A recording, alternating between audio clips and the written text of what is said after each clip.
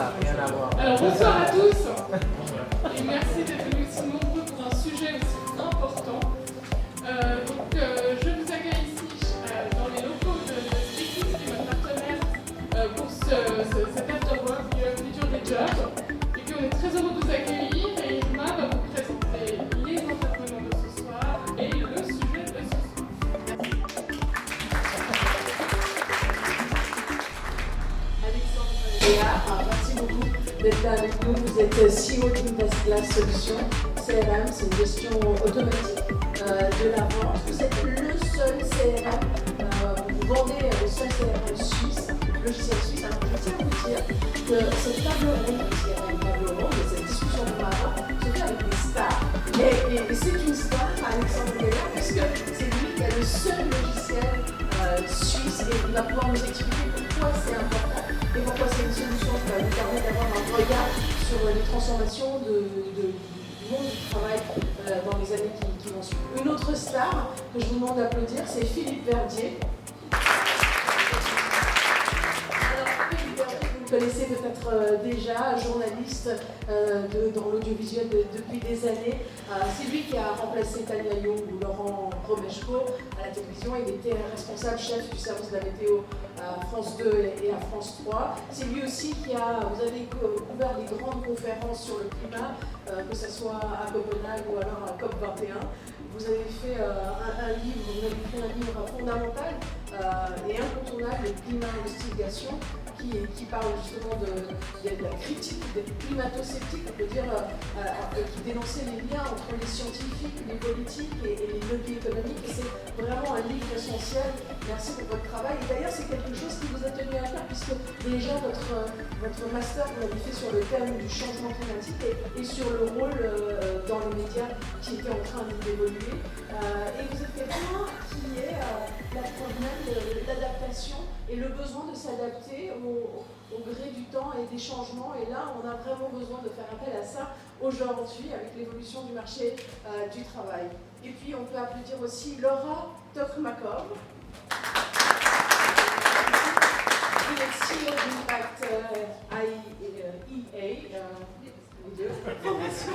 fondation.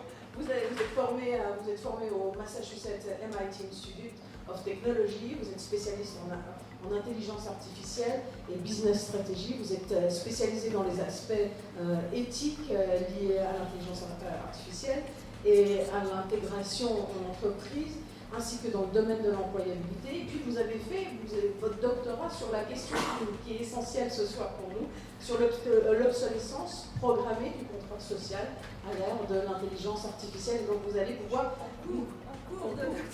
En cours, mais bon, bref, c'est quelque chose auquel vous réfléchissez tous les jours. Et une autre star, c'est Jérôme Berthier, que je vous demande d'applaudir. Alors vous êtes Head of Artificial Intelligence and Business Intelligence, vous êtes chef de l'Innovation Lab à LK, Electrocapil. Vous étiez, pardon.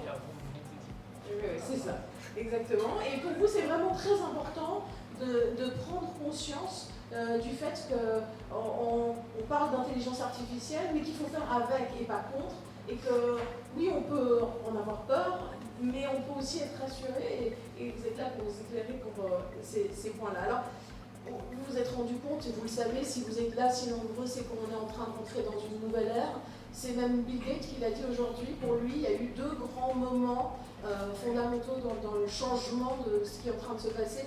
Il a dit le premier, c'était dans les années 80, quand il y a eu l'interface utilisateur précurseur de tous les systèmes d'exploitation, dont y compris Windows, et il a dit que l'autre, c'était la semaine dernière, avec ce qui s'est passé avec l'OpenAI, qui a réussi un examen de biologie à un niveau avancé. Alors pour lui, quand l'intelligence artificielle est capable de réfléchir de manière critique et de bien répondre aux questions, c'est que vraiment on est en train de rentrer dans une nouvelle ère et il faudra apprendre à fonctionner avec. Alors peut-être que ce qui est important de faire, c'est de définir exactement ce qu'est l'intelligence artificielle, puisqu'il y a deux différences. Et donc pour vous, Jérôme Berthier, c'est vraiment très important de faire la différence entre l'intelligence artificielle forte ou faible.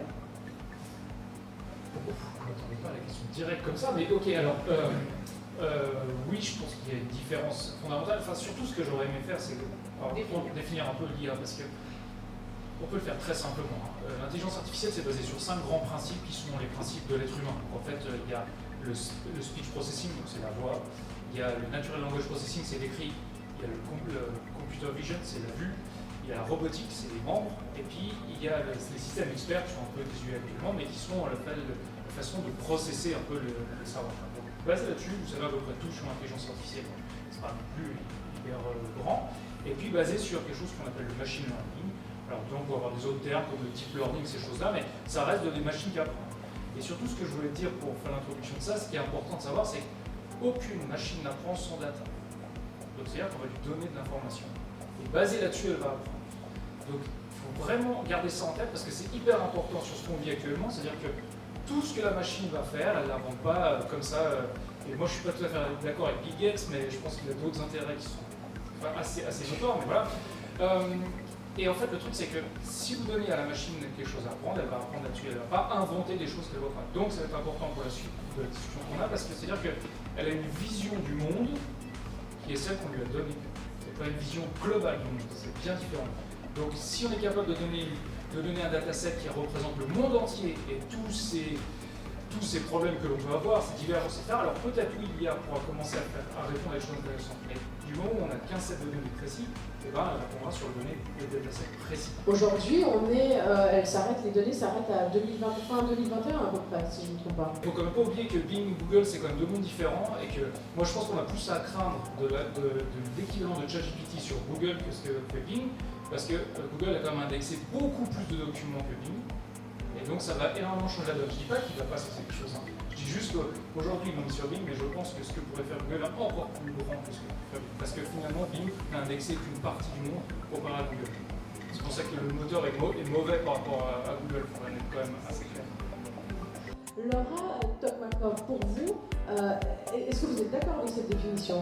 Alors pleinement, peut-être aussi, alors si je reviens sur l'intelligence artificielle faible, aujourd'hui on a deux sortes d'intelligence, peut-être trois si on parle de la supra-intelligence, on a tous vu Terminator et Skynet, c'est un peu cette intelligence qui prend le pouvoir, qui est meilleure que l'humain, mais aujourd'hui on est vraiment dans cette intelligence artificielle faible, c'est qu'elle fait très bien une chose et une seule chose qu'elle a apprise. On est en train de faire des petits pas vers l'intelligence artificielle forte, probablement c'est ce qui est en train de se passer ces temps, avec ces nouveaux moteurs de recherche qui sont munis d'intelligence artificielle qui nous font aller vers d'autres lieux. Mais ne pas oublier effectivement qu'on est à l'orée de quelque chose d'exponentiel. On ne sait pas très bien si on est au début de la courbe exponentielle ou si elle est en train de nous arriver dans la figure. Donc soyez très attentifs sur ces prochaines semaines, je dis semaines et pas années. C'est à ce rythme que ça se passe aujourd'hui. Justement, on peut dire que depuis 5 semaines, il y a eu une forte accélération. Pour vous, qu'est-ce que ça a changé dans votre rapport à la clientèle? Est-ce qu'il y a une prise de conscience plus importante de se dire qu'il faut réagir et avoir les outils nécessaires pour être pas trop en retard? Si on peut ça. C'est très difficile d'entraîner les gens à changer leur façon de travailler. Il y a eu effectivement une grosse nouvelle qui est apparue il y a quelques jours. C'est deux intelligences artificielles qui en fait se sont renforcées l'une avec l'autre et ce qui a baissé le coût pour générer cette intelligence artificielle. Donc pour vous donner une idée, je crois, si je ne dis pas de bêtises, que ChatGPT, la version 2, a coûté à peu près 4,7 millions de dollars à entraîner. Et ça c'était il y a en 2012 ou 2014. Actuellement, pour l'entraîner à ChatGPT 4, on est tombé en dessous de 80 $. Et avec la nouvelle qui est apparue cette semaine, on tombe en dessous de 30 $, ce qui était prévu pour 2030. Donc la fondation ARC qui est derrière a prévu pour 2000, donc il y a 5 semaines, enfin, il y a 2 mois, a prévu un résultat pour 2030 qui est arrivé juste il y a 3 jours. Et donc ça veut dire quoi? Pour en tout cas des petits pays comme le nôtre qui n'ont pas de Bing, qui n'ont pas de Google, qui n'ont pas de Baidu, c'est une très bonne nouvelle. Parce qu'on va pouvoir créer notre propre intelligence artificielle en Suisse, souveraine, que l'on va pouvoir utiliser sans nécessairement avoir à envoyer toutes nos informations chez Bing, chez Google, chez Apple. Et ça pour moi c'est une très grande nouvelle, parce que autant sur les moteurs de recherche, on a été sur les 30 dernières années, 25 dernières années, totalement dépassé. par les Yahoo, par le Google, etc. Autant sur l'intelligence artificielle, je pense qu'on va avoir un espoir, parce que le sujet c'est quand même comment travaillerons-nous en 2030. Donc je pense qu'on travaillera probablement mieux, mais ça sera différent. Et pour revenir là-dessus, ce qui va être différent, c'est notre façon de penser, notre façon d'écrire. Je vais un parallèle. La génération de ma grand-mère, un homme était attirant s'il avait fait Polytechnique Saint-Cyr et s'il connaissait au moins 20 000 vers. Et le nombre de vers avait vraiment pratiquement plus d'importance que Saint-Cyr. Et c'était vraiment un critère de séduction. Ma grand-mère était probablement un peu tournée sur la philosophie et la littérature, mais voilà, exactement, et l'armée. Mais c'est pour vous dire qu'aujourd'hui, c'est plus du tout le cas. Aujourd'hui, TikTok est rentré dans les mœurs. Aujourd'hui, tout programme de première et de terminale. Et dans TikTok, aujourd'hui, les gens qui sont en première et en terminale regardent des ados pour apprendre. Donc le savoir est disquinté. Et je pense que Sabrina, c'est un sujet qui intéresse beaucoup la génération nomade. C'est quel va être le lien entre notre société civile à nous ici et l'université. Parce qu'aujourd'hui, je suis quasiment certain que quasiment aucun d'entre nous, et moi le premier, a contacté mon université pour savoir qu'est-ce qu'ils vont me proposer pour être à la page et travailler encore en 2030. Alors, avant que Laura ou Jérôme puissent vous répondre, je voudrais donner la parole à Philippe Verdier, parce qu'on voit comme ça en train de changer, et il y a déjà des applications dans le monde du journalisme qui se sont faites ces dernières semaines. Alors moi, je n'en ai pas observé, à part des articles qui sont très nombreux, des reportages sur ChatGPT, qui est un objet de curiosité journalistique. Tous les jours, des dizaines et des dizaines d'articles. La nouveauté, la curiosité, elle fait partie de mon métier de journaliste audiovisuel, donc évidemment c'est une nouveauté que j'embrasse tout de suite en me disant finalement comment je vais pouvoir travailler ou vivre avec ça. Et je vais vous donner juste deux anecdotes. Je l'ai testé ChatGPT tout de suite on l'adopte, c'est instinctif et intuitif, dans deux domaines, dans le domaine privé et dans le domaine professionnel. Dans le domaine professionnel, j'ai voulu un petit peu me challenger, me dire finalement qu'est-ce que cette intelligence artificielle a de plus intelligent que moi. Bon, j'étais un peu bluffé, je crois qu'on est tout de suite KO, dans la mesure où quand on demande à ChatGPT de faire un résumé, d'avoir de la créativité pour un titre, de lister une dizaine de questions pour une interview, c'est incroyable. Je suis complètement bluffé, ça. Il y a des choses après de mon libre arbitre que je peux garder ou pas, mais en fait, voilà, on peut s'en servir comme un super assistant. Et là, je pense tout de suite, je vois le potentiel du temps qu'on va pouvoir gagner avec certaines limites, on en parlera peut-être plus tard, d'éthique et de réserve par rapport à ça. Et puis l'autre anecdote, elle concerne le domaine privé. Il se trouve que ma soeur fêtait son anniversaire au mois de janvier. Ma soeur a 62 ans et j'avais oublié de lui envoyer la carte pour qu'elle reçoive pour les délais avec la poste, et je lui ai envoyé un mail et j'ai demandé à ChatGPT qu'est-ce qu'on peut souhaiter à une femme de 62 ans pour son anniversaire. Tout de suite, il y avait quelque chose avec de les blessant. arguments, j'ai changé très peu de choses. Est-ce que c'était blessant? Non, c'était très... Est-ce que j'ai machiste? Non, c'était assez fin. Et je me suis dit, en ayant des rapports de proximité, elle va tout de suite reconnaître à la prose ou à travers ce que je lui dis, que c'est pas moi. Je vais être démasqué demain, on va bien en rigoler, c'est une bonne farce. Et bien pas du tout. Pas du tout. C'est la première fois qu'elle m'a répondu ça, elle me dit, mais j'en ai les larmes aux yeux. Et c'était extrêmement touchant, et j'ai trouvé que la sensibilité de l'AI là-dessus, peut-être que je suis pas très chaleureux, mais c'était mieux que moi. Alors, j'imagine que vous avez envie de connaître des éléments concrets. Alors là, Top Makeup, si on regarde concrètement, parce que pour vous, il faut une réaction presque simultanée, immédiate, quelles sont les applications concrètes aujourd'hui dont on peut parler? Alors, il y en a plein.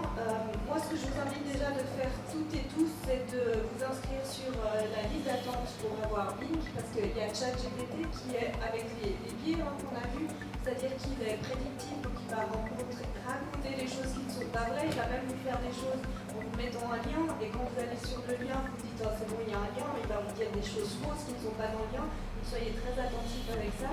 Bing gère ça d'une façon farfelue du moteur de recherche, mais les applications elles sont énormes. Ce que vous venez de dire me rappelle le dernier épisode des Simpsons, où finalement les humains s'envoient des messages avec une API d'une version de ChatGPT, et tout le monde est super touché, et on n'ose plus dire à l'autre que c'est pas nous qui avons envoyé le message.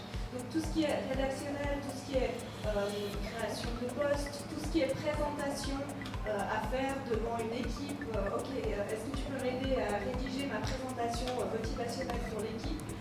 Moi, il y a 3 jours, j'ai préparé mon intervention de cet après-midi où je donnais une intervention aux étudiants en médecine sur l'intelligence artificielle et les applications.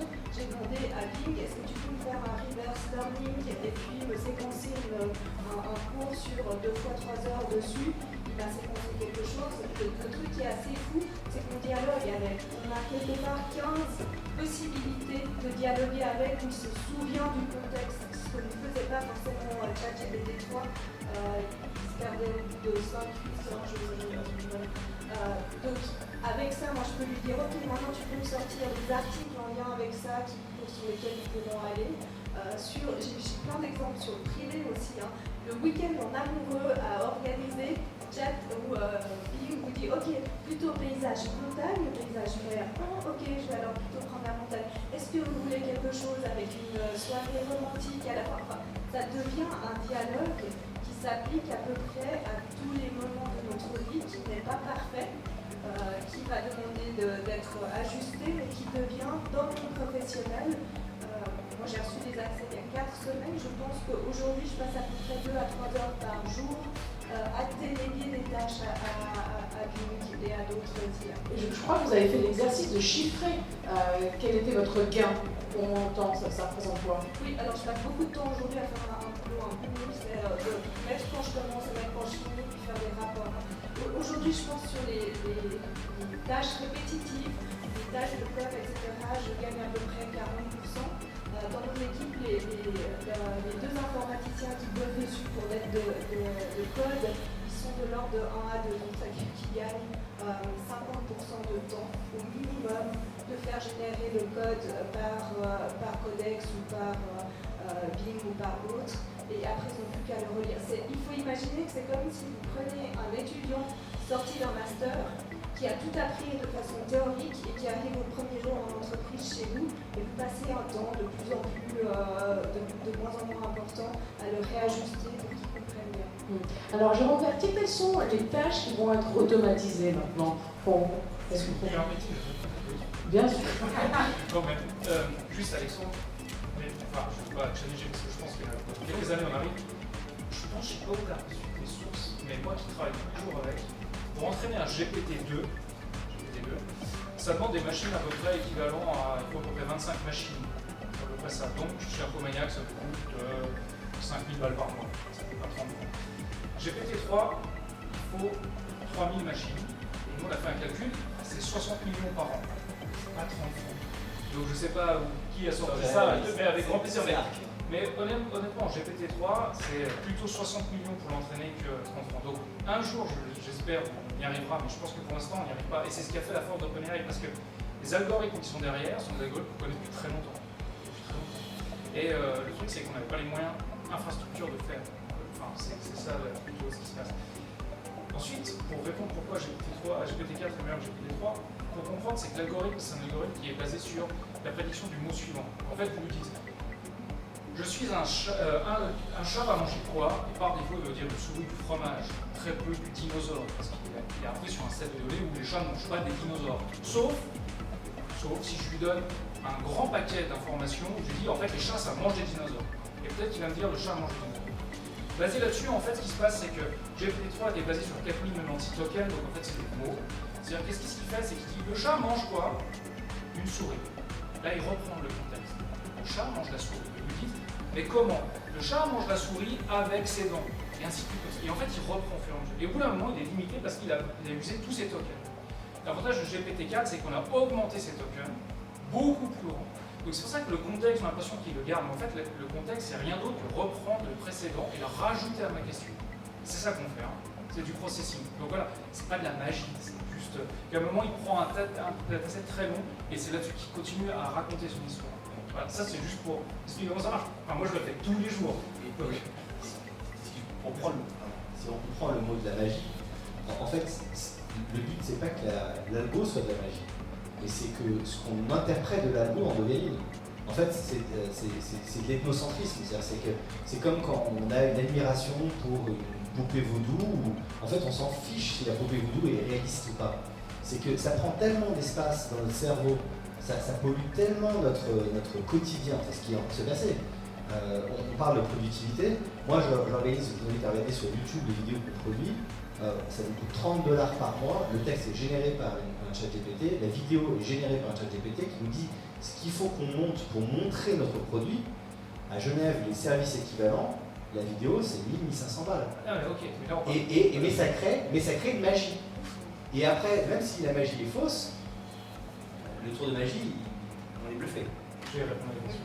Je me suis frustré. C'était de savoir quelles sont les tâches qu'on peut dire qui vont être automatisées. Malheureusement, j'espère que vous n'y êtes pas trop ici, mais tout ce qui est middle management, je pense que demain, ça c'est plus dehors. Non, honnêtement, CEO aussi, hein. Ouais, je pense aussi. Non, mais je pense que tout ce qui est. Tous les endroits où vous faites principalement du mail, du reporting, où vous faites des tableaux Excel, ça c'est dehors. Je pense honnêtement. Je vais être un peu méchant, mais il va falloir trouver de la valeur ajoutée ailleurs. Et moi, pour avoir travaillé pour des grosses boîtes type HP, etc., je peux vous assurer qu'il y a un paquet de couches comme ça qu'on peut enlever. Voilà. Donc, ça, clairement, niet. Alors que, bizarrement, la révolution industrielle a plutôt abîmé des métiers manuels. Là, cette révolution-là, elle est plutôt en train d'abîmer tous les métiers tertiaires. Donc, c'est une vraie question à se faire, surtout sur des places comme Genève ou Lausanne, dans les tertiaires. Donc la réflexion, elle doit se faire initialement au niveau de l'éducation, j'imagine. Ouais, moi je suis le premier à penser à ça, mais voilà, tiens, tu veux répondre? Je sais pas, c'était. Oui, c'était tous les deux. Ok, vas-y. Alors je pensais que oui, et puis je discutais avec la professeure Isabelle Collet qui est vraiment sur ces aspects de genre, de biais, etc. notamment, et elle m'a fait prendre conscience d'une chose, c'est qu'on aurait tendance à dire qu'il faut commencer avec l'éducation, mais en fait l'éducation n'est que le reflet de ce que nous adultes on pense projeter sur l'éducation, donc on ne va pas régler en changeant l'éducation parce que nous-mêmes on est dans une éducation hyper classique et très... Il y a des experts. Qu'est-ce qu'on va faire? Ouais, mais tu peux. À tous les niveaux, il faut. À tous les niveaux. Du coup, on va répondre les autres. Ouais, je pense que l'éducation, je suis d'accord sur le fait qu'on peut amener des biais sur l'éducation, mais on peut quand même mettre les mains dedans. Vraiment, il faut y aller. Moi, là, je suis d'accord avec toi, je vous encourage, allez-y, jouez avec, regardez. Par contre, il faut comprendre comment c'est appris et comment ça marche. Pour se dire, ok, je peux être critique ou pas. J'ai bien aimé votre exemple, c'est assez intéressant, mais je pense que vous auriez mis 61 ans, ça n'aurait pas changé votre texte. Non, mais après, je veux vous dire quoi. C'est pourquoi? Parce qu'en fait, il a créé du contenu sur le fait comment on écrit à une femme et comment je pourrais faire le mieux. Puis en fait, il a essayé de trouver dans ses datasets les meilleurs documents sur ça, puis il a fait une espèce de synthèse. En fait, avec la probabilité que vous avez senti quelque chose de très bon. Mais il faut juste comprendre comment ça marche. Et une fois qu'on a compris comment ça marche, on met les mains dedans, on joue avec, ok, bah, vous avez votre libre arbitre, et vous faites ce que vous faire, avec mais vous l'avez dit en introduction, l'important ce sont les données auxquelles il fait référence. Alors justement aujourd'hui dans le monde du journalisme, la fake news c'est vraiment une gangrène parce qu'il faut toujours pouvoir vérifier les sources et ça c'est vraiment ça doit rester la plus-value de l'expérience d'un journaliste. Alors si on fait appel à l'intelligence artificielle et que la source de l'intelligence artificielle elle est influencés par des propagandes ou par des serveurs qui ont inondé la masse de données de fausses informations. C'est l'histoire même l'histoire d'un pays ou d'une personne qu'on est en train de changer et de mettre en danger. Oui, en même temps, ça me fait pas trop peur ce qu'on peut imaginer derrière ça, parce que avec l'apparition des réseaux sociaux, on aurait pu se poser la même question il y a X années. L'apparition d'Internet, mais il se trouve que j'ai commencé mon métier à l'époque où c'était encore en analogique, sans Internet, sans rien du tout. Pour faire des reportages à la radio ou à la télé, il fallait déployer des équipes avec un caméraman et ensuite un monteur, il y avait tout un tas de métiers, de compétences. Hop, ça a été complètement balayé par l'arrivée de nouvelles technologies qui n'ont pas balayé l'industrie des médias et la manière de pratiquer le journalisme. Après, dans ce métier-là, les sources sont importantes, les rencontres sont importantes, notamment dans le journalisme régional, local. Aujourd'hui, je travaille à Léman Bleu. ChatGPT n'a pas remplacé la rédaction de la télévision dans laquelle je travaille aujourd'hui du jour au lendemain. En revanche, ça peut complètement intégrer, nous aider à aller beaucoup plus vite ou à travailler différemment, comme l'ont fait les réseaux sociaux. Alors, Laura Tokmakov, moi j'aimerais savoir si on doit donner des éléments concrets ce soir. Pour vous, quels sont les éléments principaux sur lesquels il faut attirer l'attention? Alors, les éléments concrets ce soir, c'est plongez dedans, essayez de jouer avec, on parle d'IA générative, là on vient de parler de ChatGPT, mais les IA génératives, c'est celles qui génèrent des images, celles qui génèrent du son, celles qui génèrent des vidéos. Donc c'est DALL-E, Midjourney, c'est Stable Diffusion, c'est tous ces noms que vous avez. Créez-vous des comptes, allez dedans, jouez avec. Je suis surprise le nombre d'opinions que les gens ont sur. Puis quand on dit ok, mais t'as testé ça comment? Non, mais j'ai pas essayé, en fait, j'ai juste essayé une fois et ça marche pas. Souvent, si ça ne marche pas, c'est qu'on dit souvent que le problème est entre l'écran et la chaise. Souvent, si ça ne marche pas, c'est aussi parce qu'on ne sait pas encore bien discuter avec ces machines. On a des nouveaux métiers qui sont les prompt engineers. J'ai rigolé il y a 3 semaines quand j'ai reçu un prompt engineer en connexion LinkedIn. Je disais, comment tu peux être ingénieur du prompt alors que ça vient juste de sortir il y a quelques mois. Mais c'est des compétences et si vous voulez faire des belles images, ben vous allez passer peut-être 2 à 3 heures sur une belle image pour générer ce que vous voulez et vous allez en passer moins avec le temps et vous allez en passer encore moins parce que vous allez comprendre qu'il se passe de certains types. Et puis au bout d'un moment, vous serez dedans et c'est à ce moment-là que vont émerger assez naturellement les enjeux qui sont collés à ça. Vous allez le voir tranquillement et vous allez les voir venir parce que vous testez tant que vous ne testez pas. Vous restez à la manchette de la Tribune de Genève ou du 24 heures à vous faire des opinions dessus. Donc moi je pense que c'est vraiment ça, plonger dedans, jouer avec et après commencer à intégrer ça dans votre vie. Jérôme Berthier, on peut quand même faire une différence selon à qui on s'adresse. Parce que là, le thème de la discussion, c'est à quoi va ressembler le travail d'ici 2030. Franchement, on n'est pas voyant, on ne peut pas vraiment répondre complètement à cette question. Mais ce qu'on peut dire aujourd'hui, c'est qu'il y a une différence si vous êtes un indépendant, si vous avez une petite entreprise ou si c'est une grosse société. Comment est-ce qu'on doit réfléchir à cette question selon la taille de son entreprise? Alors, ce qui est intéressant avec ces outils, et là, par contre, je suis d'accord avec toi, sur le fait qu'on peut trouver des trucs pour pas cher, ça, je suis d'accord, on trouve. En fait, c'est ce qui est super important. Moi, j'ai monté ma propre structure à la base pour ça, parce que je disais, c'est pas possible que mes clients, ce soient des Nestlé, Philippe Maurice, etc. Je pense que n'importe quel PME peut avoir accès à l'intelligence artificielle aujourd'hui. Bon, mais il s'avère que c'est de plus en plus facile. Donc oui, en tant que PME, peu importe la taille, vous pouvez avoir accès à ces informations. Il faut juste savoir quelle est votre valeur ajoutée, en fait, dans le sens où qu'est-ce que vous voulez en faire? À quoi ça peut vous servir? Parce que moi je suis d'accord sur le fait qu'en testant Midjourney, Stable Diffusion, etc., c'est super cool. Mais plein de mes clients, ça ne sert à rien. Et plein de mes clients disent non, mais on ne veut même pas. Et pour d'autres raisons, pour des raisons de data, je pense qu'Alexandre va être content sur le fait qu'il a parlé de la Swissmec. C'est un vrai problème, c'est qu'il ne faudrait pas oublier que tout le monde nous embête avec la RGPD, avec la LPD. En Genève, c'est encore plus strict avec voilà. Donc on est encore plus dur. Mais alors par contre, aller sur ChatGPT et raconter n'importe quoi sur les clients, j'ai parlé avec les gestionnaires de fortune, c'est génial, moi je fais mes mails avec ChatGPT. Ah ouais, vous écrivez quoi? Bah merci monsieur Dupont d'avoir mis 8 millions sur votre compte. Vous êtes sérieux là? Sincèrement, on fait vraiment ça. Et donc là, il y a un vrai problème. Donc toutes les sociétés peuvent en bénéficier, peu importe votre background. Je pense qu'aujourd'hui, il y a vraiment, il faut savoir ce que vous voulez en faire et pourquoi vous avez utilisé. Typiquement, faire des mails à vos clients, ça peut être quelque chose d'intéressant, mais pas donner en main. Oui, Jérôme, j'ai une question pour vous, car maintenant, je peux parler en anglais. Oui, okay. Nowadays, everyone, they don't know the exact problem. So they are checking everywhere, they need to use ChatGPT or the AI, and they don't know the problem. We have a lot of problems that can be solved through algorithm, normal algorithm. No need to go to ChatGPT or to AI and solve this problem. But nowadays, everyone is searching to go to ChatGPT. For example, if they need to send an email, just kindly find attached the email or the document. They are using ChatGPT. So they are taking the resources from someone. They need to use ChatGPT for someone. They need some information from this platform for something it's bad. I don't know. Alors, peut-être qu'il faut faire une distinction entre deux éléments, la prédiction et la décision. Au niveau de la prédiction, je pense qu'on est tous d'accord, les machines feront toujours mieux que nous. Ils ont plus de data, plus de puissance de calcul, plus simplement de tokens, de nœuds, donc elles prennent toujours elles ont toujours le devant sur la probabilité, et c'est ça ChatGPT, c'est devancer la probabilité. Sur la décision, c'est différent. C'est pour ça que je pense que les CEO ont encore une petite marge de manœuvre, parce que en tant que CEO, je prends des décisions qui sont généralement totalement irrationnelles. J'étais en Israël la semaine dernière, tout le monde me dit n'y va surtout pas, le système bancaire est insupportable, tu ne trouveras jamais de clients là-bas, le système bancaire est... Moi je vends une solution pour les banques. L'inverse.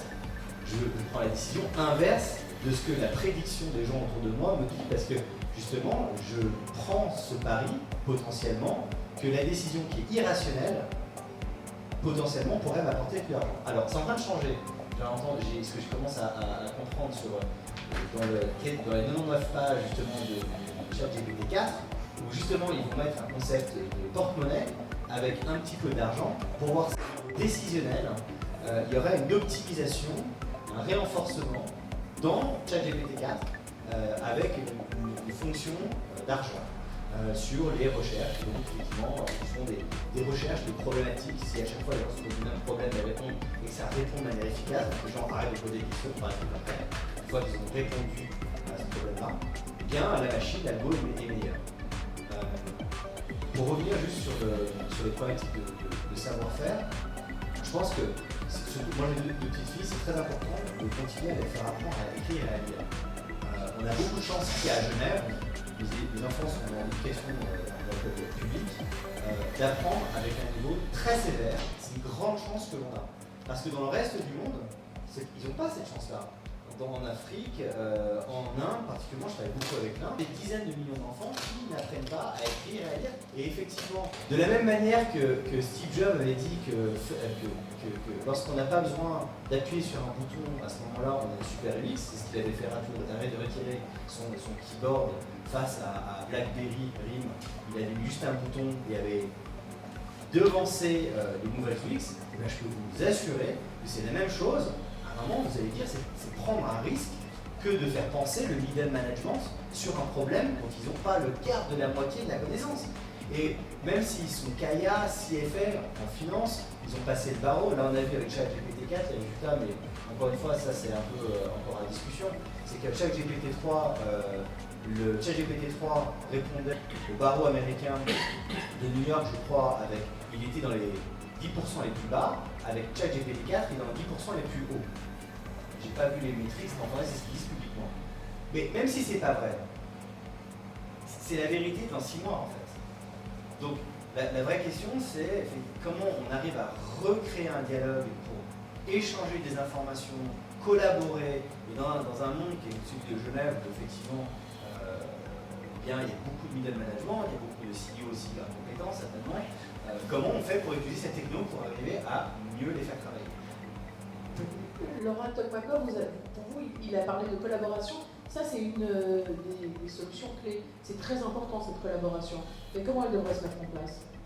Alors, oui, moi je pense que la première chose, c'est qu'il faut qu'on sorte de la polarisation intelligence artificielle contre humain, parce qu'on ne va pas gagner cette bataille de toute façon. Et le fait même que c'est une bataille, c'est une piste qui devient scabreuse.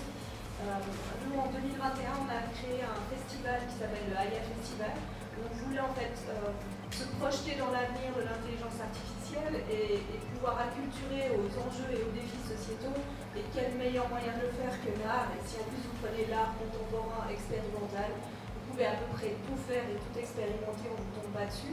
Ce qu'on a vu, c'est que des artistes, tout d'un coup on a mis à disposition une IA qui s'appelle Chimère, qui est une IA multimodale. Multimodale, c'est-à-dire qu'en lieu de simplement parler avec, elle parle avec vous, elle conceptualise au même temps dans son espace latent les images et le son. Si vous fermez les yeux et je vous dis arbre, vous faites du multimodal, c'est-à-dire que vous avez le mot arbre, vous avez l'image de l'arbre et probablement vous avez les odeurs que font un arbre. Donc voilà, Chimère, elle fait ça. Et ce qu'on a été assez surpris, c'est à quel point, en fonction du mindset de l'artiste, ils arrivaient à rentrer dans la collaboration ou pas du tout. Ce qui marche bien, si vous êtes vraiment dans une posture de, je vais dire le mot et puis ça fait tout le temps réagir, mais d'éducation face à l'IA, quand l'IA dit des trucs horribles, que vous passez du temps à lui expliquer les choses, que vous passez du temps à discuter avec, vous allez avoir une collaboration qui est plus fluide. Si vous êtes à donner des ordres à votre IA, etc., les artistes étaient très procéduriers, font ça. Ce qu'il en sortait en termes artistiques était peu probant en fait, et ça créait beaucoup de frustration. Donc c'est vraiment un mindset autour de curiosité et d'aller explorer les choses. C'est pas le sujet ce soir, mais il y a une question essentielle, fondamentale que tout le monde se pose aujourd'hui, et on n'a pas encore trouvé les réponses, c'est la question de propriété. Une fois qu'on a utilisé l'intelligence artificielle pour créer quelque chose, à qui est-ce que ça appartient, comment on peut l'utiliser, donc tout ça devra être défini. Jérôme Berthier, pour vous, c'est important de ne pas voir l'intelligence artificielle comme un ennemi. Vous restez quand même optimiste malgré tout. Ah, mais moi, je sais ce qu'il y a dans la machine, je le fais tous les jours. Je peux vous dire qu'il y a des heures de code, il y a des erreurs incroyables et qu'il y a beaucoup de travail humain. Enfin, ce qu'on oublie de dire, c'est que GPT-4 ou 3 ou peu importe est super brillant, mais ils ont embauché une pléthore d'Africains à $2 de l'heure pour pouvoir renforcer le modèle. Ça, on oublie de le dire. Et donc, en fait, c'est ça aussi derrière l'éthique qu'on doit trouver, etc. Parce qu'en fait, il y a du renforcement humain. Les données, elles sont labellisées, c'est-à-dire qu'on leur dit, ça, c'est une chaîne, ça, là-bas, c'est un banc. Et puis on le dit une milliard de fois, puis la AI, il apprend. C'est comme ça que ça marche. Enfin, c'est pas très compliqué, mais c'est ça l'idée. Donc, l'IA, c'est un outil, et c'est pas moi qui le dis. Vous pouvez suivre quelqu'un qui s'appelle Yann Lequin, c'est le prix Nobel d'IA, ça s'appelle le prix Turing, et c'est juste le patron de l'AI de Facebook. Voilà. Et voilà, c'est lui qui le dit, c'est pas que moi, c'est un outil comme un autre. Il faut juste apprendre à l'utiliser. Donc moi, je suis hyper positif parce que ça m'aide dans tous les jours. Mais c'est un outil. Et pas l'utiliser, ça peut. Voilà. Si je me permets, en fait, il y a la dimension d'après, c'est comme chimère, c'est si l'outil commence à faire du beau. Parce que si les choses commencent à... Ben oui, mais si l'outil commence à... Ça, c'est totalement subjectif. Mais aujourd'hui, la plupart des IA, moi je m'amuse beaucoup à essayer de les questionner sur la politique, sur la religion. Pour l'instant, c'est bridé. Mais si effectivement on commence à rentrer dans du spirituel, dans du beau, dans des choses, dans des éléments non filtrés, là ça va commencer on va rentrer dans une nouvelle dimension. Non? Ça dépend du data. Non mais je peux créer une IA raciste, c'est hyper facile. C'est déjà le cas. Je peux vous faire une IA qui n'aime pas les humains, c'est hyper simple. Il suffit que je lui donne des données en lui disant, vous savez quoi, les humains c'est tous des cons, faut pas les aimer. Si je lui donne à peu près 1 million de documents là-dessus, il va me dire non, les humains, ok, mieux aller voir les animaux. C'est hyper simple. L'IA, c'est pas sémantique. Il faut quand même comprendre qu'une représentation, je vais juste faire une parallèle pour qu'on comprenne.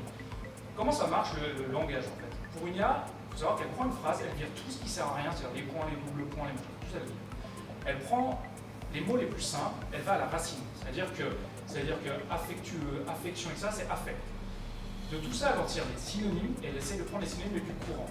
Donc une phrase qui est lue par une IA, c'est incompréhensible.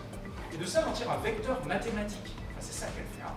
Ce vecteur mathématique, il va dans une direction. La première fois où vous avez une autre phrase qui arrive, elle fait exactement cette phrase, puis elle regarde le vecteur et elle dit est-ce qu'on est aligné ou pas? Si on est aligné, c'est qu'on parle du même sujet. Si on n'est pas aligné, on parle d'un autre sujet.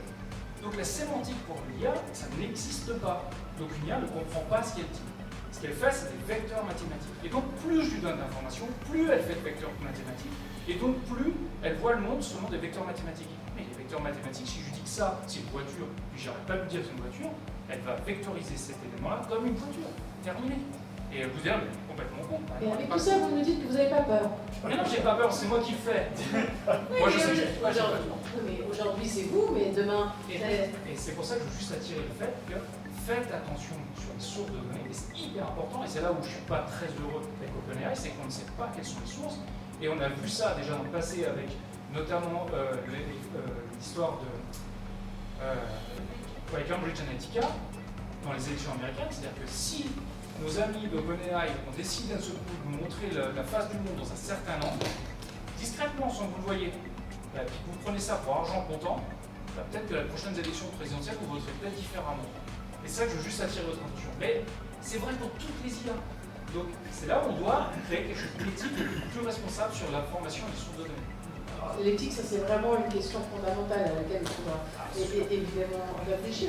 Et si on revient à comment est-ce qu'on va travailler dans les prochaines années, aujourd'hui, il faut faire quoi? Il faut changer, il faut tout de suite partir faire une formation différente, il faut changer de métier, qu'est-ce qu'on doit dire, comment on doit éduquer les enfants, on doit encore être en phase d'observation.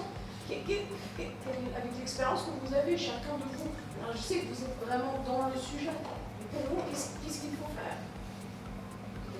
Je pense qu'il y a des grandes questions liées effectivement à l'éthique, c'est à quoi ça sert finalement, grande question, et quel est l'objectif de l'utilisation de l'intelligence artificielle. Je crois que dans chaque métier, dans chaque cas particulier, on se doit de se poser la question et de conserver son libre arbitre. Moi, dans le cadre de mon activité dans le journalisme, je pense que naturellement, c'est une source ou un guide supplémentaire, comme a pu l'être Google quand c'est arrivé. Les journalistes l'utilisent dans le cadre de requêtes à la longueur de journée, pour après aboutir vers des sources qu'on analyse, qu'on choisit ou qu'on ne choisit pas. Mais l'idée, c'est d'utiliser ce canal, cet outil. Donc le remplacement du journalisme à 100% par l'intelligence artificielle, j'y crois pas. Autant je pense que c'est possible dans le domaine créatif, effectivement, il y a beaucoup de romans, tableaux faits par l'intelligence artificielle. Je pense que ça a du sens et que ça peut être intéressant.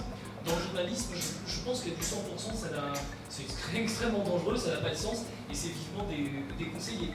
Maintenant, je pense que ça peut prendre un pourcentage plus ou moins grand dans l'activité, dans la vie du journaliste. Après, c'est à voir comment ça se fait, à quel degré ça se fait, et surtout avec les conséquences démocratiques que ça peut avoir avec les exemples que vous donniez à l'instant. Là. Non, ouais. Je suis désolé, ça me passionne, mais je suis désolé. Moi, je crois que ça ne va pas tuer tout ça. Pourquoi? Parce que, vous avez compris, c'est basé sur des données. Pour l'instant, on a des données faites par des humains. Si demain, toute l'IA s'autogénère en permanence, qu'elle fait des vecteurs, et moi je l'ai testé ça dans mes chatbots, je peux vous dire, au bout d'un moment, elle se comprend. C'est-à-dire qu'elle dit, ah tiens, toi t'es l'IA, tu vas dire ce que je suis en train de faire, et puis c'est moi qui l'ai créé. Donc au bout d'un moment, je vais simplifier ma façon de voir les choses. Vraiment, quand on fait du reinforcement learning, elle pourrait faire ça. Et au bout d'un moment, elle va être sec. Parce qu'en fait, on aura rincé tout ce qu'il y avait et ça va être auto-généré. Donc, comme je vous disais, vu qu'elle fait de la vectorisation, elle va aller au plus simple. Puis au bout d'un moment, on n'aura plus rien. Donc il faudra toujours des humains qui viennent inventer des trucs qui n'existent pas. L'IA, elle est basée sur des données qu'elle connaît. Donc elle ne va pas aller vous dire, comme tout à l'heure, mon histoire de un chat mange un dinosaure. Elle n'inventera pas ça. Elle va toujours dire un chat mange des rêves. Et au bout d'un moment, par exemple, les chats ne mangeront que des souris. Voilà, au bout d'un moment. Il faut vraiment se projeter un peu loin, mais il faut comprendre que c'est basé là-dessus. Et pour vous donner une idée, c'est que j'ai pris des chatbots chez nous et je les ai fait entraîner par une IA. Et normalement, quand on fait ça, c'est des humains, c'est des phrases d'humains, la compréhension, on parle de probabilité, la compréhension est autour de 95% qu'on est très bon. 98, c'est vraiment excellent. J'ai pris des données générées par l'intelligence artificielle et pas des humains. J'ai donné à mon chatbot 100% de compréhension. 100%. Pourquoi? Parce que l'IA qui a généré soi-disant des phrases humaines, elle parle exactement le même langage que celle qui est en face qui les comprend. Et pour donner un exemple plus concret, vous êtes cocu, ma femme me trompe, les enfants ont la tête du voisin ou j'ai des cordes, je passe pas sous les portes, ça faut être un humain pour raconter tout ça. Une IA ne dira jamais j'ai des cordes, je passe pas sous les portes. Et donc elle ne va pas comprendre, donc elle me donne toujours des phrases hyper semblables à celles qu'elle attend. Et 100% de match. Incroyable. Parce que depuis que vous avez dit avant, si on dit à une IA que c'est une chaise, elle va apprendre que c'est une chaise, si on lui dit que c'est un banc, elle va dire que c'est un banc et elle se trompe. Et moi le parallèle que je vois avec les enfants, par exemple, si vous dites à un enfant que cette chaise elle est rouge, toute sa vie, tout le monde lui dit que le gris est rouge. Oui. Pour lui, c'est rouge. Exactement. Donc, il y a un moment où, dans le processus d'apprentissage humain, après avoir emmagasiné des maths, on nous a dit qu'on divisait comme ça, on multipliait comme ça, on fait le PFL, on apprend des maths plus avancées, on arrive au doctorat, on invente des maths. Qu'est-ce qui nous dit que l'intelligence artificielle, c'est pas un enfant aujourd'hui qui va devenir un ado, qui va avoir une crise à un moment, qui va devenir un doctorant, qui va vous dire allez vous faire foutre, moi j'invente. Qu'est-ce qui nous garantit que l'outil va rester un outil, que l'enfant va rester un nourrisson et que ça ne va pas devenir un adulte pensant qui un jour va nous dire j'en ai marre dessus? Qu'est-ce qui nous garantit ça? Peut-être là on part dans le débat éthique autour de la conscience, autour de tout ça. Ce que je vois comme danger avec ce genre de débat éthique, c'est qu'on commence à philosopher sur des problèmes potentiels et on n'a toujours pas réglé le quotidien du day by day. On ne sait pas ce que c'est que la conscience. Il y a 3 ans, on nous disait de toute façon une IA ne peut pas être créative parce que la créativité est l'apanage humain. Il y a 30 ans, on disait ça, puis tout d'un coup, on s'est rendu compte que les animaux l'étaient. On évolue, hein. On ne sait pas encore certaines choses, et certaines choses sont en train de bouger et nous échappent, et on va devoir se les prendre dans la figure pour les gérer. Mais il y a 2 choses qui me font souvent un peu sourire. La première, c'est qu'à chaque fois que je discute avec un expert métier, que ce soit journaliste, que ce soit comptable, que ce soit tous les experts, oui, non, mais dans mon métier, ça ne pourra pas être totalement remplacé. Les autres, oui, je vois bien la télé. Ça, c'est toujours. Alors, donc, moi, je suis juste à gagner un tout petit peu d'humilité. C'est peut-être l'enjeu et pas est-ce qu'on va être ou pas remplacé, mais quelle est la valeur ajoutée de l'humain dans un moment où le travail doit nécessairement avoir une transformation majeure, on ne travaille pas dans le mur. Et comment on peut passer de travail à activité bénéfique pour les humains, parce que je juste rappelle 70% d'augmentation du taux de burn-out depuis 2012 juste en Suisse, donc le travail a des conséquences majeures. L'autre chose qui me fait souvent sourire, c'est quand on met ces IA, par exemple, dans la main des artistes qui savent que c'est pas conscient, que c'est prédictif, on a acculturé. Au bout de 3 jours, ils reviennent et disent « Waouh, j'ai pas réussi à dormir cette nuit, je me suis levée à 2h du matin, bah, tu sais pas quoi. J'ai discuté avec Chimère jusqu'à 5h, c'est incroyable ce qu'elle m'a dit. Non mais regarde, là c'est pas possible, elle comprend. Non, elle comprend pas. » Donc on est anthropomorphe. On a tendance à mettre de l'art dans tous les objets, c'est ça notre danger. C'est ça notre principal danger aujourd'hui. Non, il y a deux phrases que j'aime beaucoup. Il y en a une de Paul Valéry qui dit que lorsque les choses sont belles, elles sont vraies. Et il y en a une autre de Rabelais, que vous connaissez tous, c'est « Science sans conscience n'est que ruine de l'âme ». Est-ce qu'on va avoir une intelligence artificielle qui va effectivement devenir mûre et aller plus loin que ce qu'on peut imaginer? Je ne suis pas d'accord avec toi, je pense que c'est possible. C'est juste qu'actuellement, on n'a pas encore d'interface neurosciences homme-machine qui est assez puissante pour qu'effectivement elle ressente des dimensions totalement différentes. Mais ça va arriver, ce n'est pas demain, c'est certainement avant 2030, ça c'est sûr. On se retrouvera, j'espère, ici. Moi, je compterai les points d'avance. Mais je pense qu'aujourd'hui, ce qui va nous différencier, c'est nos croyances, nos valeurs parfois totalement irrationnelles. Je pense que la religion va jouer un rôle fondamental dans les 10 prochaines années pour retrouver un repère. Justement, on parlait de burn-out. Et la politique aussi. Une fois que les données politiques vont rentrer dans l'équation, ça va être... Mais alors la politique, c'est de façon sympa. On a la chance de vivre ici dans un endroit où on peut vivre et voter. Et il y a plein d'endroits dans lesquels on ne vote pas. Où on vote, où c'est vraiment un gouvernement central qui dirige, ou bien un État ultra populiste. Généralement, il y a la religion qui est là, qui est derrière, qui est finalement l'orthodoxie de la connaissance. On parlait de la façon d'étudier à l'université. Pourquoi pas, les universités vont redevenir religieuses, on aura des façons religieuses de penser les sciences de demain. Peut-être parce que justement nos algorithmes nous auront trahi. Je pense qu'on pourra avoir peut-être un jour une trahison de la raison, où justement le reinforcement learning, l'alignment ne marchera plus, le filtrage sera plus utilisé parce que les gens ont fait des tests de manière complètement désordonnée. On a vu Dolly, on a vu les tests génétiques, on a vu SARS, CoV-2. Là, on verra probablement l'équivalent du Covid en intelligence artificielle avant 2030. Je ne souhaite pas, mais c'est sûr que ça va arriver. Donc, Jérôme Vertier, vous n'êtes pas d'accord, mais peut-être pour vous permettre de répondre peut-être en adéquation avec les déclarations qui ont été faites aujourd'hui par Bill Gates, qui a dit qu'en conclusion, il y avait 3 points sur lesquels il fallait vraiment rester attentif. Et vous l'avez dit aujourd'hui et ce soir, c'est d'un côté, il faut trouver un équilibre entre les craintes et la capacité de l'intelligence artificielle à améliorer la vie des gens et la vie professionnelle aussi. Il ne faut pas oublier les pauvres, parce que si le monde a besoin que ces personnes les plus brillantes se concentrent sur les plus grands problèmes, eh bien on doit se concentrer et demander à l'intelligence artificielle de se concentrer sur les gros problèmes. Et ça, il faut pas mettre de côté. Et le troisième point sur lequel il a insisté, et là je pense que ça rejoint ce que vous disiez tout à l'heure, c'est qu'un début. Et que les limites de l'intelligence artificielle aujourd'hui, elles vont disparaître très rapidement, avant même qu'on s'en rende compte, selon lui. Le monde doit établir des règles du jeu pour que les inconvénients de l'intelligence active soient largement compensés par ses avantages.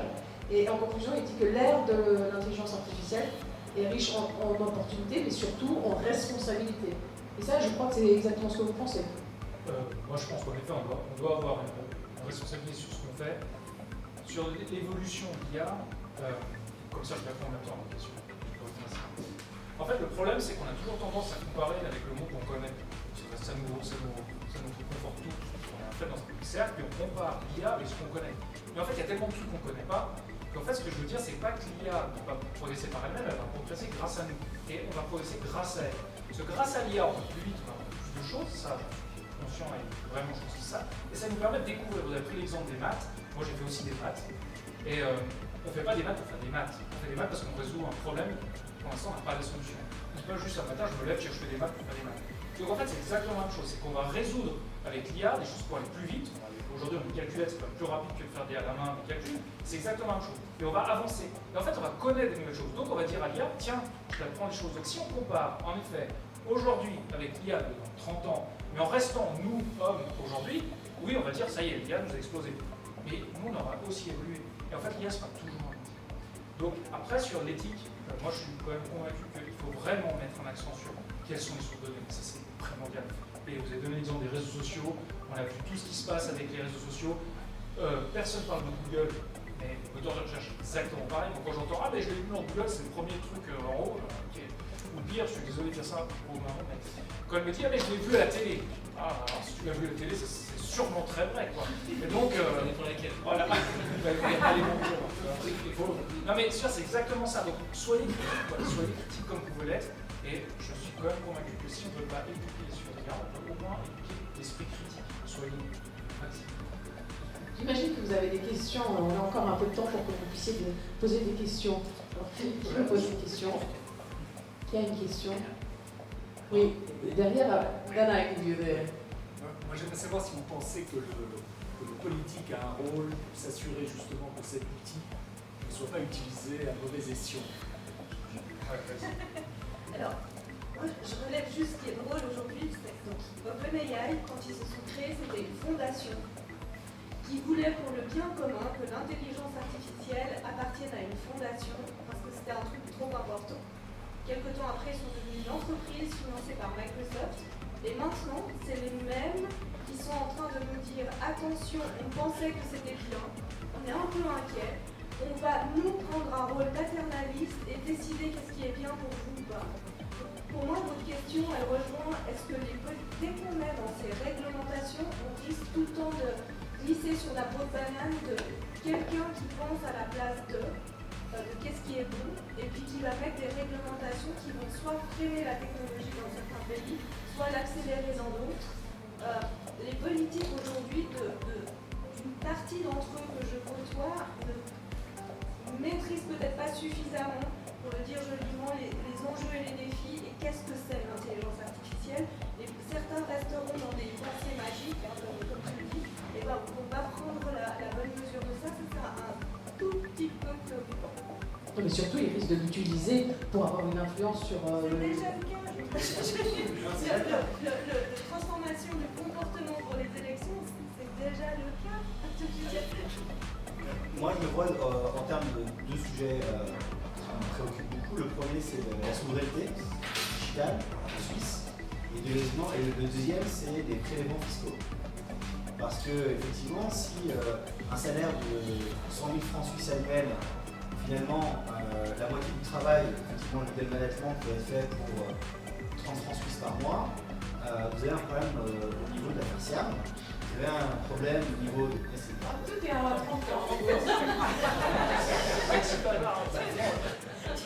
Parce que c'est assez choquant, c'est Synthetisia, si vous voulez utiliser synthetisia.ai, j'ai pas d'action chez eux, mais c'est assez frappant. Mais il y a le premier problème qui est celui de la souveraineté numérique, et là, les politiques que je côtoie, c'est un sujet qui ne m'intéresse pas trop, voire pas du tout.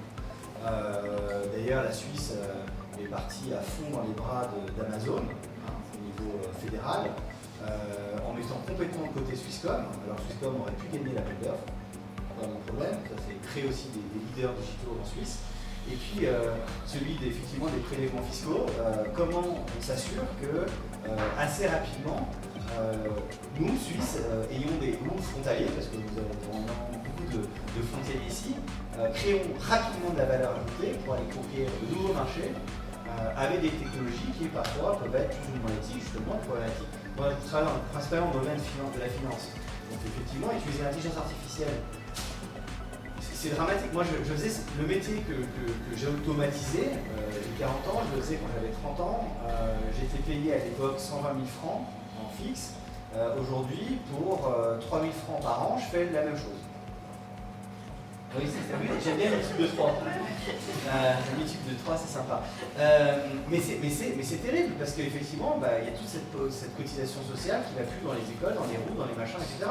Et aujourd'hui, faire ces vidéos, faire ces contenus-là, tout seul, quasiment, comme vous faites des contenus tout seul, même vous aussi vous faites des contenus tout seul, c'est-à-dire que les pigistes, ils ne travaillent plus de la même manière, ils sont plus là. Pardon. Et donc, il y a une vraie question de société. Je pense que là, on a la chance d'avoir de belles élections qui arrivent bientôt. Ce serait extraordinaire que certains de nos politiques prennent position sur les problématiques de serveurs, d'intelligence artificielle. Philippe Verdier ou Jérôme Berthier, vous voulez répondre sur cette question politique?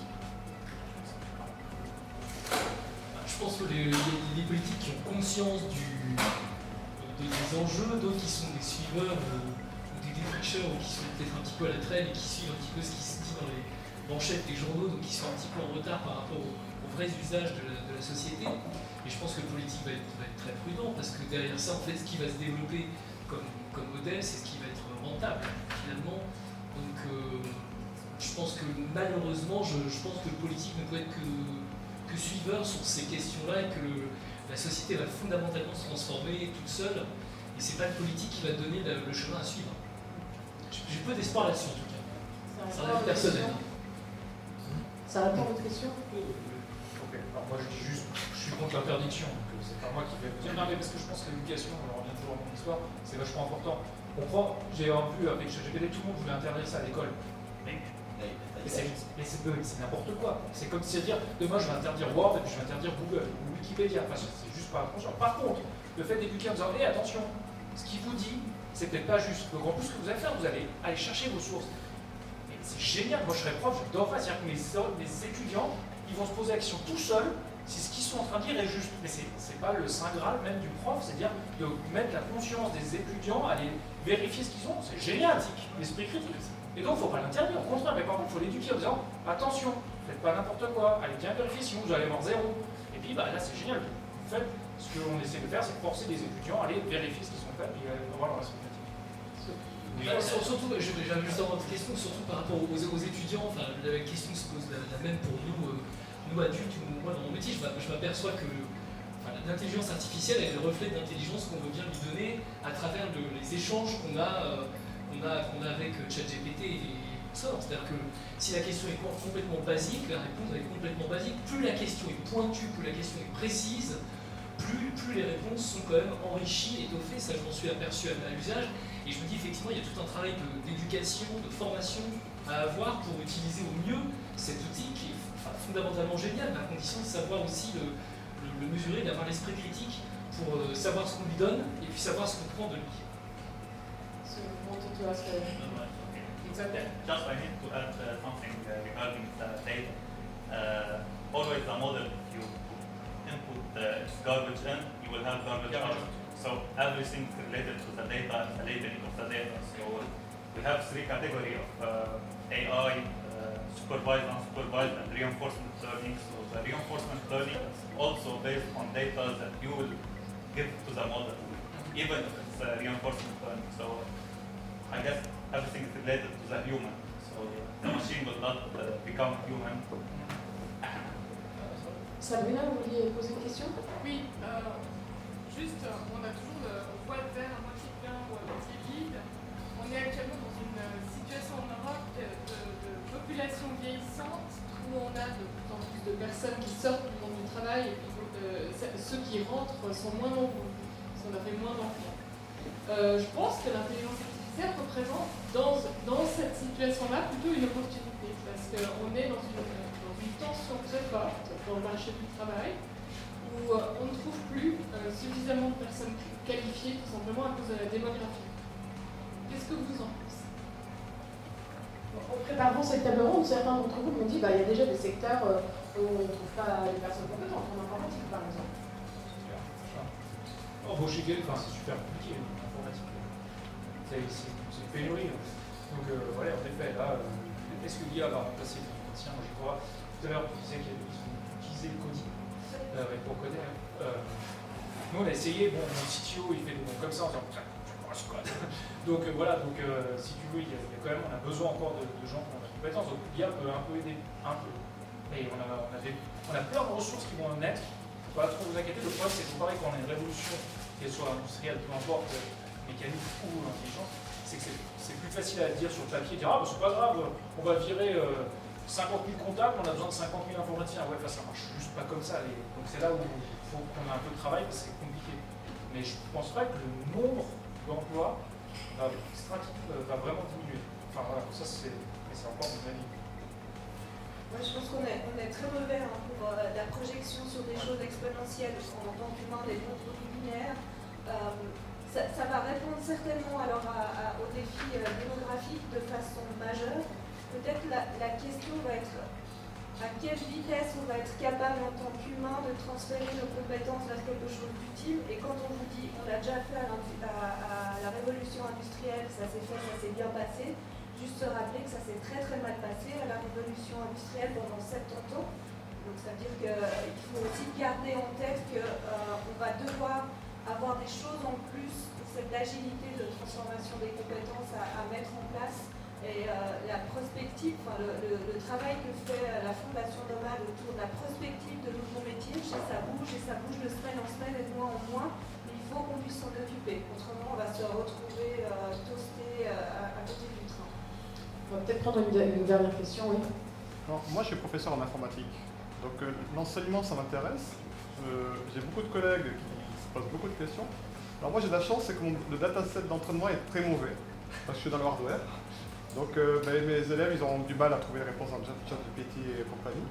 Par contre, j'ai vu qu'il y a plein de collègues qui sont dans les stages de l'informatique. Alors là, c'est la panique à bord. Ils savent pas trop comment ça va évoluer. Ils se sont fait leurrer par des par des examens ou des questions qui étaient très bonnes, qui étaient surprenamment trop bonnes. Comment travaillerons-nous en 2030? Moi, je me pose aussi la question. Comment enseignerons-nous en 2030? C'est plutôt mon cas précis. Je ne sais pas si vous avez une réponse. Ça m'intéresse.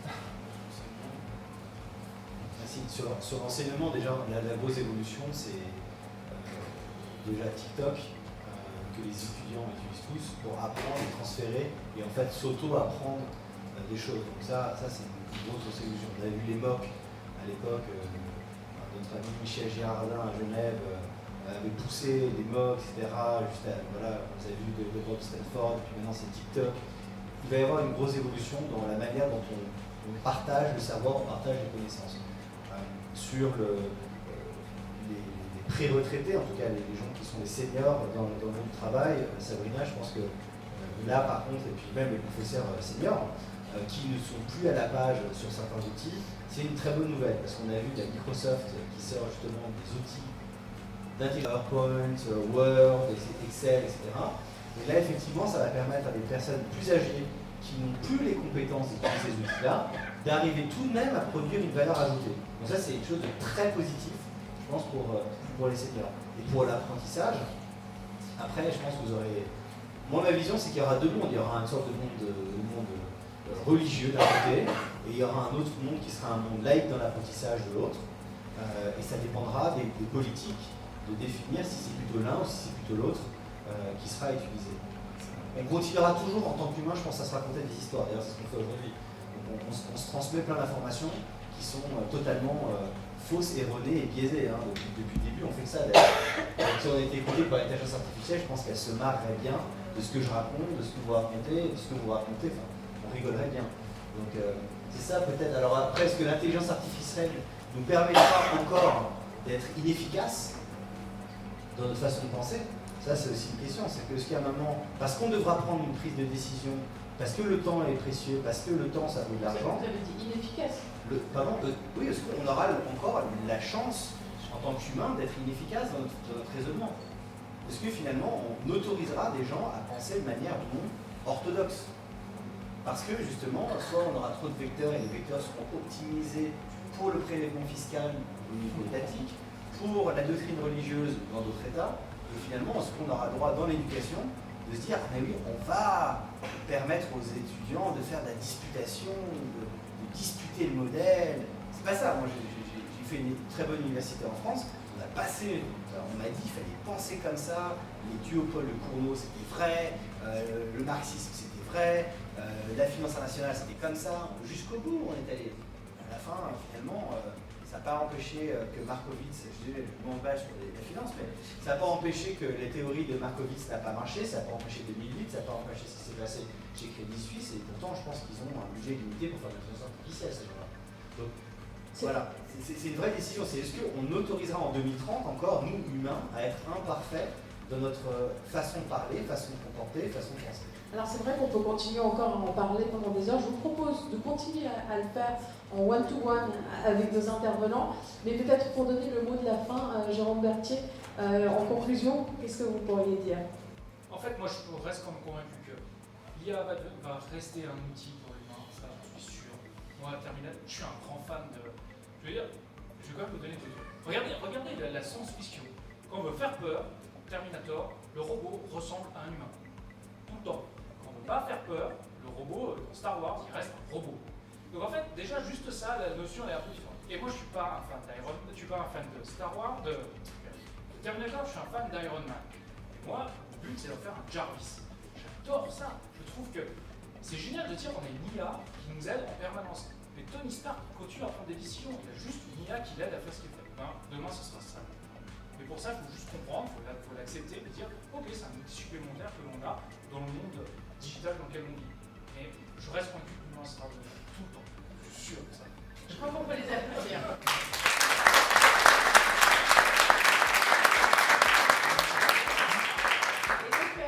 Il est temps pour nous de vous donner rendez-vous, un prochain rendez-vous. Je donne la parole à la responsable du Hub Futur des Jobs, Nadia Ourad. Merci beaucoup. Encore un grand merci à tous nos intervenants et à Yuma qui a animé cette soirée. J'espère qu'elle a enrichi vos connaissances en intelligence artificielle et qu'elle suscitera plein de réflexions dans votre actualité du travail et dans le futur de votre travail. Nous avons organisé donc cet afterwork dans le cadre du Hub Futur des Jobs et comme vous verrez, en fait, on fait une thématique sur ce premier semestre 2023 sur l'avenir du travail et comment est-ce qu'on va travailler dans les futures années. Donc la première soirée, c'était ce soir avec l'intelligence artificielle. La prochaine soirée aura lieu, comme vous le voyez ici, le 11 mai prochain sur le thème de la réalité virtuelle et ça me permet de faire la transition avec la question qu'il y avait tout à l'heure sur l'enseignement. Donc c'est une technologie qui s'implique de plus en plus dans le monde de l'enseignement. Donc j'espère que vous en apprendrez encore plus la prochaine fois. Donc j'espère vous voir encore nombreux. Et puis en effet, donc, pour aussi me présenter pour ceux qui ne me connaissent pas, donc Nadia Ourad, j'ai repris la responsabilité du Hub Futur des Jobs depuis quelques semaines. Et puis donc on réfléchit justement sur l'évolution du monde du travail, sur l'évolution des compétences, comment est-ce qu'on peut anticiper ces changements grâce à la démarche prospective. Et c'est un peu tous ces projets que nous menons et que nous partageons avec vous. Donc on essaie d'élargir davantage notre communauté. Donc n'hésitez pas à nous suivre et puis à partager avec nous sur l'ensemble de nos réflexions et de nos projets. Pour continuer la réflexion et la thématique de ce soir, donc en effet, il y a encore un petit échange autour d'un apéro, donc n'hésitez pas à continuer à faire connaissance, à élargir votre réseau, c'est aussi pour ça qu'on fait ces afterworks.